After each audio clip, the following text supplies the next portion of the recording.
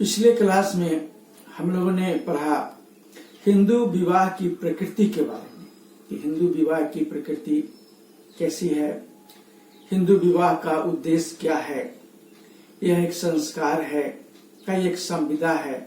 इसके बारे में हम लोगों ने पिछले क्लास में पढ़ा। आज हम लोग देखेंगे कि प्राचीन हिंदू समाज में एंशिएंट हिंदू लॉ के अंतर्गत विवाह के कितने प्रकार थे। Kinds of Hindu marriage under ancient Hindu marriage act कितने प्रकार थे और उसका लीगल इफेक्ट क्या होता था। तो मैं आपको बता दूं कि प्राचीन हिंदू समाज में विवाह की जो पद्धतियां थीं वो कुल 8 प्रकार की पद्धतियां थी। विवाह की जो 8 पद्धतियां थीं उनमें 4 ऐसे पद्धतियां थीं जिसे मान्य विवाह की संज्ञा दी गई थी, जिसे मान्य विवाह कहा जाता था, जो अप्रूव फॉर्म ऑफ मैरिज हुआ करते थे। और 4 ऐसी पद्धतियां थीं जिसे विवाह की संज्ञा तो दी जाती थी लेकिन जिसे मान्य पद्धति के अंतर्गत नहीं स्वीकार किया जाता था, उसे अनअप्रूव फॉर्म ऑफ मैरिज कहा जाता था।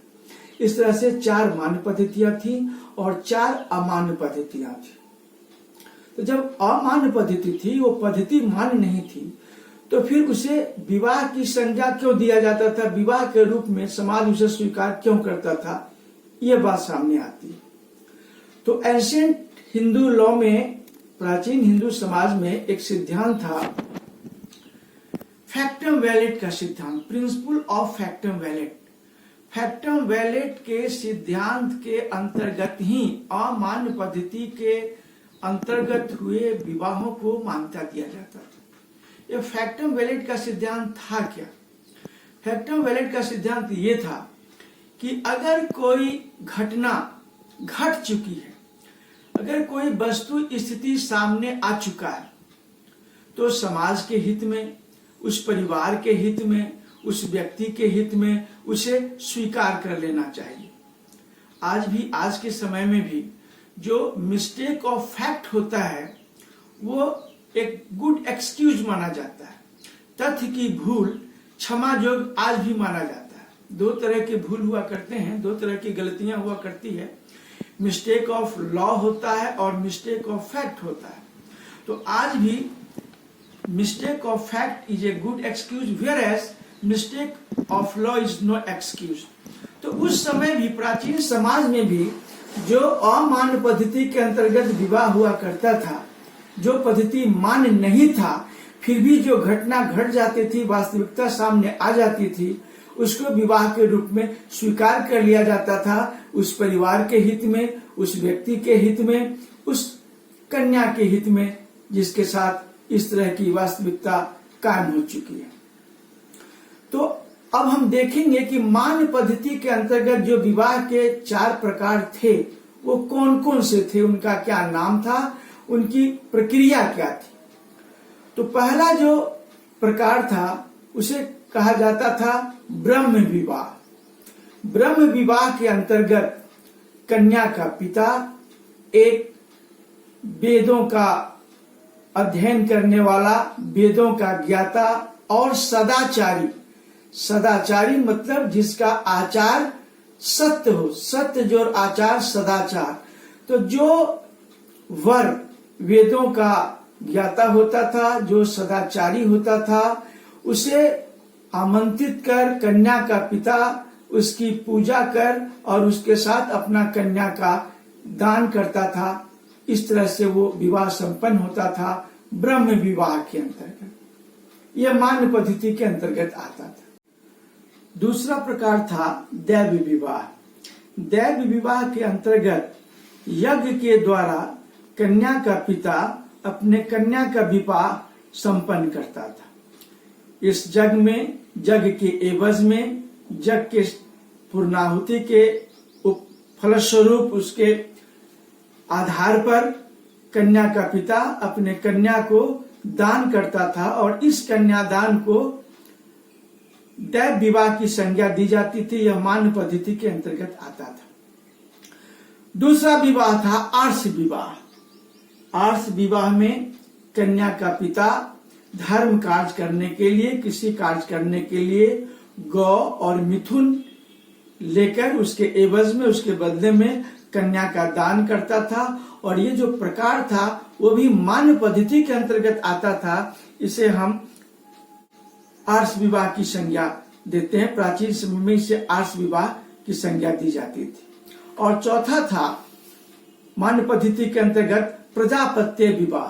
प्रजापत्य विवाह में कन्या का पिता एक योग्य वर के साथ अपने कन्या का कन्यादान करता था, ये कहते हुए कि आप लोग एक साथ धर्माचरण करें। तो साथ धर्माचरण करें ऐसा उपदेश देते हुए जब कन्या का दान करता था और योग्य वर जब कन्या का पानी ग्रहण प्राप्त करता था, तो इस पद्धति को हम लोग प्रजापत्य के नाम से जानते हैं। ये प्राचीन हिंदू विधि के अंतर्गत मान्य पद्धति के अंतर्गत आता था। तो ये जो 4 पद्धतियां थी वो मान्य पद्धति कहलाता था हिंदू विवाह में। इसके अतिरिक्त अमान्य पद्धति के अंतर्गत भी 4 पद्धतियां आती थी। अमान्य पद्धति का पहला पद्धति था गंधर्व विवाह। गंधर्व विवाह में जब बिना अभिभावक के, बिना संरक्षक के, बिना पिता के अनुमति से जब कोई कन्या और वर आपसी संबंध स्थापित करते थे, कामना के वशीभूत होकर जब तथ्य स्थापित कर लेते थे, तो उसे विवाह की संज्ञा दे दी जाती थी। गंधर्व विवाह का शास्त्रों में एक बहुत अच्छा उदाहरण है दुष्यंत और शकुंतला का। दुष्यंत और शकुंतला का विवाह का जो उदाहरण है वह गंधर्व विवाह का ही उदाहरण है। दूसरा अमान्य पद्धति के अंतर्गत जो पद्धति थी उसे कहते हैं असुर विवाह। असुर विवाह के अंतर्गत कन्या के पिता को यथाशक्ति धन देकर और धन के एवज में, धन के बदले में जब उसे कन्या दान कराने के लिए बाध्य किया जाता था, इस परिणाम स्वरूप जब कन्यादान होता था, पानी ग्रहण संस्कार संपन्न होते थे, तो इस विवाह पद्धति को असुर विवाह कहा जाता था। ये अमान्य पद्धति के अंतर्गत आता था।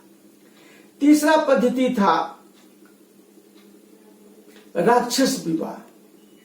राक्षस विवाह के अंतर्गत इच्छा के विरुद्ध जबरदस्ती बल प्रयोग करके, कन्या की इच्छा के विरुद्ध बल प्रयोग करके जब उसके साथ वैवाहिक संबंध बनाया जाता था, शारीरिक संबंध बनाया जाता था, तो इस तथ्य को, इस संबंध को विवाह की संज्ञा दे दी जाती थी और इसे राक्षस विवाह कहा जाता था। ये अमान्य पद्धति के अंतर्गत आता था। और चौथा था पिशाच विवाह। पिशाच विवाह के अंतर्गत उस कन्या के साथ संबंध स्थापित कर लिया जाता था जो कन्या मानसिक रूप से विकृत है, विक्षिप्त है या जो नशे की हालत में है। तो वैसी स्थिति में जब उसके साथ कोई शारीरिक संबंध कायम करता था तो इस संबंध को विवाह की संज्ञा दी जाती थी। ये अमान्य पद्धति के अंतर्गत आता था और इसे पिशाच विवाह कहा जाता था। इस तरह से हम देखते हैं कि प्राचीन हिंदू समाज में, प्राचीन हिंदू विधि के अंतर्गत विवाह के कुल 8 प्रकार प्रचलित थे, जिनमें 4 प्रकार मान्य पद्धति के अंतर्गत आता था, अप्रूव्ड फॉर्म ऑफ मैरिज के अंतर्गत आता था, और 4 प्रकार जो थे वो अमान्य पद्धति के अंतर्गत आते थे, अनअप्रूव्ड फॉर्म के अंतर्गत आते थे। इस तरह से फैक्टम वैलेट के प्रिंसिपल के आधार पर इन्हें मान्यता दे दी जाती थी, अमान्य पद्धति के अंतर्गत संपन्न विवाहों को। तो इसका लीगल इफेक्ट क्या होता था? जो अप्रूव्ड फॉर्म थे, जो मान्य पद्धति थी, उस विवाह का विधिक परिणाम क्या होता था, और जो अमान्य पद्धति के अंतर्गत संपन्न विवाह होते थे, मान्य विवाह हो जाते थे, उसका विधिक परिणाम क्या होता था, लीगल इफेक्ट क्या होता था।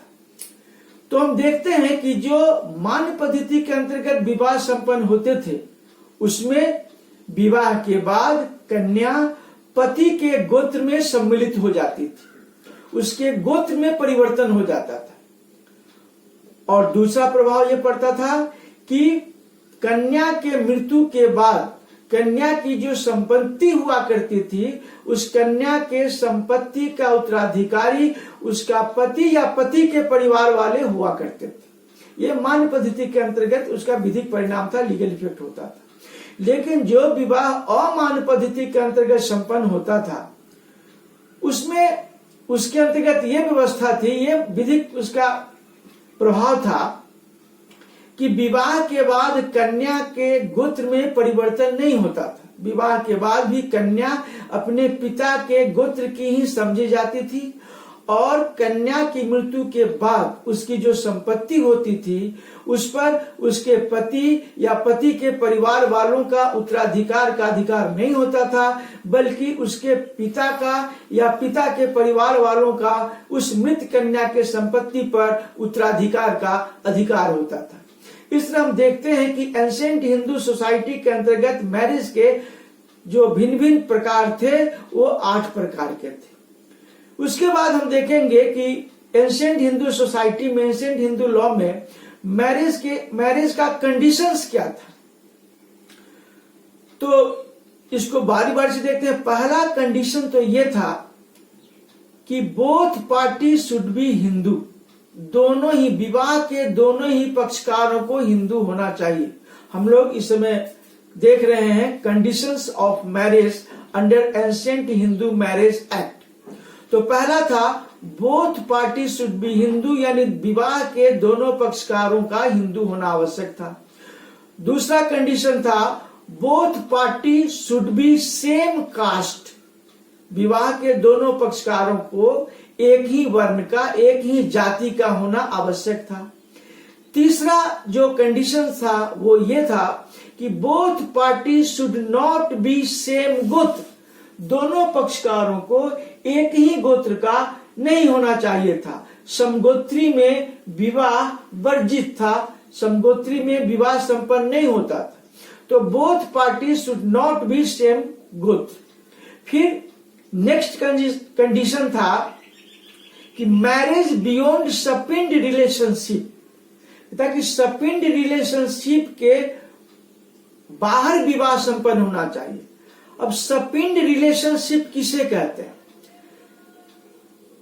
हिंदू धर्म में यह माना गया है कि पिता के शरीर का अंग ही होता है उसका संतान। उसके जो लड़के होते हैं, उसकी जो लड़कियां होती हैं, वो उसके शरीर का अंग होता है। वर्तमान समय में भी इसे वैज्ञानिकों ने प्रमाणित किया है। डीएनए टेस्ट के द्वारा ये पता चल जाता है कि कौन सा संतान किसका संतान है, उसके पिता कौन है, उसकी माँ कौन है। तो शरीर का अंग समझा जाता है, हिस्सा समझा जाता है। दूसरी बात कि सपिंड उसे समझा जाता है जिसे पिंडदान करने का अधिकार होता है, जिसे पिंडदान करने का अधिकार होता है। जो व्यक्ति जिस व्यक्ति का पिंडदान करता है वो उसका सपिंड समझा जाता है। तो एंशिएंट लॉ में उसका एक कंडीशन था, जो सपिंड संबंध के बाहर ही विवाह संपन्न होना चाहिए, सपिंड संबंध में विवाह संपन्न नहीं होना चाहिए। तीसरा नेक्स्ट उसका कंडीशन था कि monogamy marriage for women not for main, महिलाओं के लिए एक विवाह की पद्धति थी, लेकिन पुरुषों के लिए बहु विवाह की पद्धतियां थी। प्राचीन हिंदू समाज में, प्राचीन हिंदू विधि के अंतर्गत एक हिंदू पुरुष एक से अधिक विवाह कर सकते थे। सारे विवाह उनके वैध समझे जाते थे, वैध होते थे, मगर स्त्रियां एक से अधिक विवाह नहीं कर सकती थी। तो एक विवाह का सिद्धांत था महिलाओं के लिए, हिंदू महिलाओं के लिए, और बहु विवाह का नियम था, बहु विवाह का सिद्धांत था, उसकी मान्यता थी हिंदू पुरुषों के लिए। फिर उसके बाद ये कंडीशन था एंशिएंट हिंदू सोसाइटी में कि विधवाओं को पुनर्विवाह करने का अधिकार नहीं था। प्राचीन हिंदू समाज में हिंदू विधवाओं को पुनर्विवाह करने का अधिकार नहीं था। फिर नेक्स्ट जो कंडीशन था वो ये था कि जो भी विवाह संपन्न होते थे वो संरक्षक के द्वारा, अभिभावक के द्वारा ही होते थे। बिना गार्जियन का कोई भी विवाह संपन्न नहीं होता था। फिर उसके बाद एक कंडीशन था जो जिसे हम रिलीजियस कंडीशन के अंतर्गत रखते हैं उसके नाम से जानते हैं कि रिलीजियस सेक्रामेंट हुआ करता था। रिलीजियस सेक्रामेंट के अंतर्गत 3 पद्धतियां थी, 3 तरीके थे, 3 कार्य क्रियाकलाप हुआ करते थे। एक सप्तपदी होता था, दूसरा कन्यादान होता था और तीसरा पानी ग्रहण संस्कार होता था। इस तरह से एंशिएंट हिंदू मैरिज एक्ट में जो मैरिज के कंडीशंस थे उसमें रिलीजियस सेक्रामेंट का भी प्रोविजन था। और लास्ट कि एंशिएंट हिंदू मैरिज में डिवोर्स का कोई प्रोविजन नहीं था, विवाह विच्छेद की कोई प्रावधान नहीं था। वो जन्म जन्म का संबंध माना जाता था, 7 जन्मों का संबंध माना जाता था। अब हम देखेंगे कि प्राचीन हिंदू विधि के अंतर्गत जो हिंदू विवाह के प्रकार थे, जो हिंदू विवाह के कंडीशंस थे, उनमें कौन कौन से परिवर्तन हुआ। जब नया कानून बना हिंदू मैरिज एक्ट 1955, तो नए कानून के द्वारा प्राचीन कानून में कौन कौन सा परिवर्तन हुआ, कौन से नियम अभी भी विद्यमान हैं और कौन से नियम विद्यमान नहीं हैं।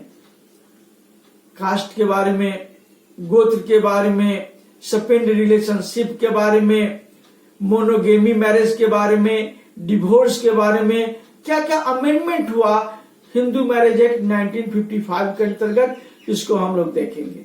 तो अगले क्लास में हम लोग पढ़ेंगे हिंदू मैरिज एक्ट 1955, जिसमें 6 चैप्टर्स हैं। टोटल नंबर ऑफ चैप्टर्स हैं 6 और टोटल नंबर ऑफ सेक्शन है 30, यानी 6 अध्याय हैं और 30 धाराएं हैं। इस कानून में जो कानून हिंदुओं के विवाह के संदर्भ में बनाया गया 1955 में। Thank you.